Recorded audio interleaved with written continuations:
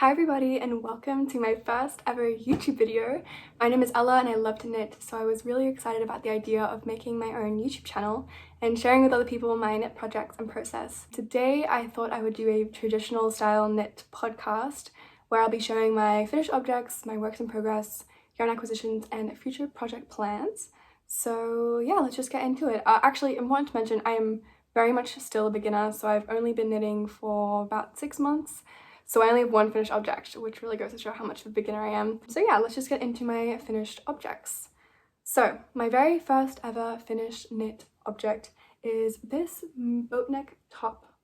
I followed nelsknits mohair boatneck top tutorial on YouTube. I found it pretty easy to follow. Like, I definitely had to learn a lot through this process. Like, I learned how to knit in the round, knit stockinette, do increases and decreases. And because the video is like without a voiceover, I had to look up some other kind of tutorials to help me along the way. And overall, I'm really happy with how the finished object looks. I'm especially happy with my color choices. I think this multicolor yoke is so cool, and it's symmetrical on both sides. But I just love how the stripes look. I think it looks just really interesting and like something different. And then the rest of the body is done in this plain kind of magenta color. That actually wasn't intentional. I ran out of wool very quickly. So I had to switch to, like, I couldn't easily get this wool, so I just picked this like solid color. But I think it actually looks really nice. Like, it looks intentional with having like the split like this, because, you know, it finishes like right as I go for the sleeves, and then the rest of the body is in like a solid color. So I think that like the pop of like multicolor on the yoke looks pretty intentional. But yeah, as my first top, I definitely learned a lot through this process. And if you look closely, there are a lot of mistakes. Like, all of my increases and decreases are in completely different areas. I also like messed up my tension so often. Like, there's these huge kind of like enormous stitches every now and then. And also the pattern calls for mohair, but I used a merino superwash. But I was just so lucky that it turned out to fit me pretty perfectly, because I'm absolutely certain that I was off gauge from the original pattern, but it just happened to work. So I think that was a bit of beginner's luck. I would have been so upset if I got through the whole process and then it just didn't fit me. And I was very terrified during blocking because it just looked like this enormous long tube. But it worked out, so I'm very happy and pleased with that. And the only modification I made to the pattern was, instead of making sleeves, I just kind of left it unfinished. Like, I did a cast off but left it pretty unfinished. I just couldn't figure out how to do the sleeves with my 4.5mm 60cm needles. I probably would have had to use, well, I would have had to use magic loop, and I just didn't want to figure that out. So I just left the sleeves as is, but I think it's okay because it looks pretty normal on. It looks just kind of like a tank top. And also, if I did continue the sleeves, they would be different on either side, because I would have been using the multicolored wool, and it would have just, made it look, each side would have been slightly different.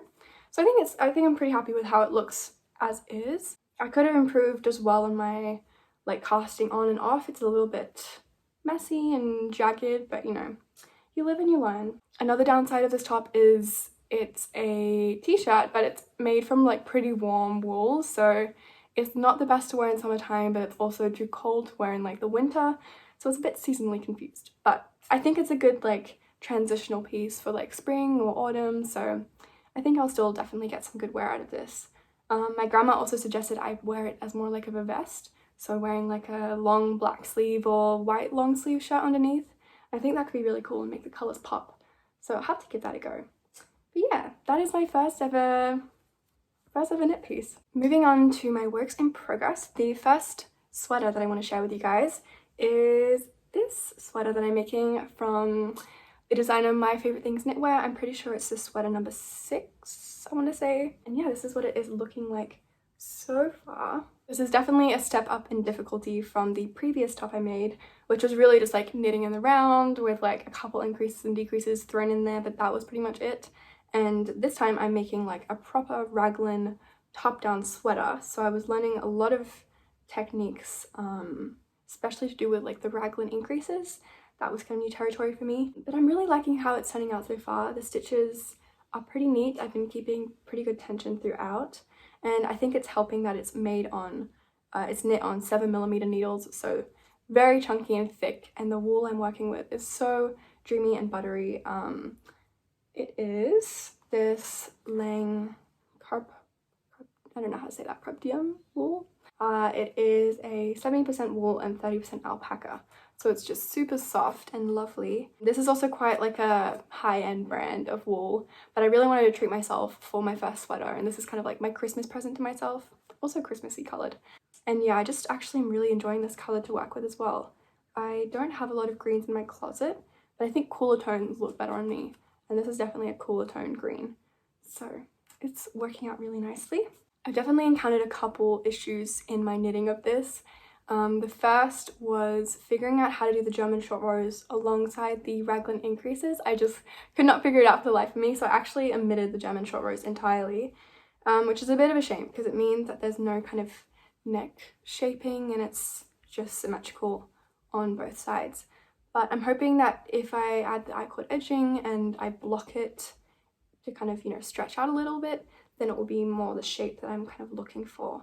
And then also on top of that little hurdle, I also had to restart because initially I had worked to just before you split off the sleeves, and I decided I want to do the I-cord edging straight away. So I finished the I-cord edging and it was looking pretty good, but then there was like the last few stitches were a little bit like looser than I wanted, and so I tried unraveling it and doing it again, but then when I started unraveling it, the whole thing just like kind of fell to pieces and like all of it unraveled, and then like in a way that I couldn't really like put it back on the needles, and it was just all really confusing. I'm not really sure exactly what happened, but point is it all kind of went south, so I just restarted the whole top. So I basically knit this to the split off the sleeves twice, but I think that has improved my tension and like it's just more practice, so that's always good. But yeah, I just really love this design ever since I saw, I think her name is Natasha Crawford on YouTube, make it in like a sunset kind of color palette. I just was obsessed, and she recommended it as a beginner friendly pattern, so I kind of took up her advice on that and gave it a go, and I definitely think it is very beginner friendly. Like it's pretty simple in its construction. The German short rows was a little bit iffy, but that might just be me, and also the pattern could be clearer because, you know, as a complete beginner, like all of the notation and stuff was quite confusing, but I think that's pretty inevitable with any pattern you pick. So it did take a couple of YouTube videos to kind of like understand it all, but I do agree that it is pretty beginner friendly, especially on like the thick needles, and with such thick yarn, it's pretty easy to work up. And yeah, I think it's a construction that a lot of people would like, pretty simple and classic. So I'm excited to have this finished item and wear it. It's super soft. It's like, that's my favorite thing about it, is how squishy and soft it is. So yeah, it'll be exciting to wear in the fall and winter time. I'm currently in Australia right now over the summer because I'm on holidays and I'm originally from Australia, but I live normally in Utrecht in the Netherlands, so I will be needing some warm, cozy pieces for the winter time. But yeah, that's my first work in progress. Hopefully I can share with you guys some more updates as I finish it. Maybe I'll do a project vlog, that could be fun. But I'm already pretty far through it, so might be reserved for a next podcast. We'll see. The next knit item I'm very excited to talk about. I am making some colorwork mittens. This is definitely like an intermediate piece for me. Big step up from my sweater as well. Like each piece I'm making, I'm learning so much more. But these are my colorwork mittens, songbird mittens. I'll put the pattern and stuff below. I saw these made by Woozy by Celine on YouTube, and I just like fell in love with them. They looked so cool. So I really wanted to make a pair. And these are actually I'm making for my grandma for Christmas because she loves birds, and I feel like she'd really appreciate a handmade gift because she used to knit a lot. Yeah, I'm sure my like tension and needlework doesn't come anywhere close to hers, but I'm sure she'll appreciate it nonetheless. But yeah, I chose to make this in a purple and white combination, and I think like the colors look really nice together. It's like the purple is a good contrast to the white, and I knit this using Drops Flora yarn and 2.25mm sock needles. You could definitely use magic loop, but I've not learned that yet, and I thought that this probably wasn't the best project to do so. So I'm just using these 2.25mm sock needles and Drops Flora yarn, which is, I have another color here, but it is 65% wool and 35% alpaca. So it's pretty soft, and I saw someone on YouTube do a little vlog for making these mittens, and she used this wool and 2.25mm needles, and hers turned out so beautiful, so I just copied exactly that. And it's been working really well for me so far. The wool has like a good grip to it, and the stitches have pretty good definition, so it's easy to make out the whole pattern. So yeah, I would definitely recommend this wool for strand color work. It's been working out pretty well for me so far, and I have more colors of it to make some more mittens, maybe at a later date. Just have to get some more white or like another color to go along with it. And yeah, I'm absolutely loving making these. It's like so fun and engaging because every single row was different, and like it's just so fun to see the bird come to life and to see the whole pattern come to life. Yeah, I'm enjoying this so much that like every time I go back to knitting another project, I just like miss the excitement and the thrill of like having each row be slightly different. So yeah, I think I'm gonna have like a pair of like Colorworks something always on my needles to keep me engaged in that way, because I'm just really enjoying it. I'd actually love to design my own mittens one day. That's like my personal dream after knitting these. It's been pretty, like, it was easier than I expected. Colorwork and like patterns like this look quite intimidating and quite intricate and detailed, and like they definitely are, and they take some focus, but I think it's pretty doable. I think the hardest thing for me to get used to was working on these tiny needles, especially going from like my sweater, which was on these needles, to like these tiny little ones, was like a lot for my brain. I definitely missed and mixed up like a couple of stitches and then had to like undo the whole row and then redo it, and it was such a pain getting the tiny little like stitches back on my needles, but I think it was worth it because now there's hopefully no more mistakes and the design is looking like the pattern. I finished the bird like a couple days ago and it's just so cute. I'm so excited to finish the whole mitten. I've definitely learned a lot through this piece, like I have with all of my other knit projects. I've learned how to do 2-stranded color work, and I actually taught myself how to knit continental on one hand and throw the other color yarn English style. So that means I can knit like both colors at the same time. I never have to like drop my yarn and re-pick it up. So that's been really good for my speed. Not so good for my tension. There's definitely like a lot of holy areas and like uneven tension, some bulging in certain places, and like, I don't know if you can really tell, but it's just not the most flat, even knit, but I'm sure my grandma won't mind all that much. And yeah, this is actually a gift knit, so I've got to get going with it because Christmas is coming up very, very soon, and I've only done like 3/4 of one mitten and I still have the whole other one to go. But yeah, I'm absolutely in love with this design. I would recommend it to anyone who's looking to do some 2-stranded color work. I think the bird is so cute, and also just all of the attention to detail, like the cuff design is awesome, and like the back of the mitten too I think is stunning in this kind of like honeycomb grid almost. So the construction of this piece is you work 1x1 rib for a couple rows to make the kind of like unrolled hem, and then you do the cuff design, which is just knitting in the round, changing colors every now and then once you're done with the cuff you do increases every now and then to build up the thumb gusset, and then once you've done that you put the thumb stitches on hold, and then you continue knitting in the round, changing for your colors of course, but it's not that difficult so far. I'm a little bit intimidated by the thumb and figuring that whole process out, but it'll be my first time using DPNs, so that will be exciting and also terrifying, but once I'm done it'll be another skill that I have. But yeah, that is the next work in progress. Hopefully the next time I talk to you guys I'll have at least one mitten done, hopefully 2, because Christmas is coming up really soon. So yeah, that is the next project. Okay, my next work in progress is the Oslo hat by Petite knit. This is what it's looking like so far. It's not really looking like anything much, it just looks like a long tube. But this is my first ever Petite knit pattern, so that was very exciting to learn what all the hype is about. And I'm definitely really enjoying the process so far. I'm making it in this hand-dyed wool that I got from a yarn store in Utrecht. I think it's really beautiful. It has like blue and purple and almost a kind of rusty red in it as well, and it's just like a really beautiful variegated wool. And I'm holding that double with this, or I'm holding it together with Knitting for Olive soft silk mohair in this color, which I think is petroleum blue. I have to double check that though. And it's also my first time using Knitting for Olive, so I know they kind of talked about yarn on the knitting YouTube space, but held double, this is such a lovely combination. I am really liking the halo that the soft silk mohair is giving, and just seeing the color variegation on this come to life is so satisfying and fun. And yeah, this is what the fabric is looking like. So there's lots of kind of lighter, darker patches, and it's just so pretty in my opinion. I actually want to make a hat like this for myself, because this is a gift for my dad for Christmas. So another gift knit that I have to really hurry up on. But this purple strip is actually because I was worried I was running out of yarn, so I just switched actually to the Flora drops yarn, to do a little bit of the section that's going to be hidden by the double folded brim. So eventually I'll fold up the bottom stitches with the lyre stitches to make a nice brim. And I'm kind of wondering if I want to keep little row of this purple like in the final brim. I don't know if that could be cool, or if I just want to hide the purple entirely and have like a, you know, one colored hat.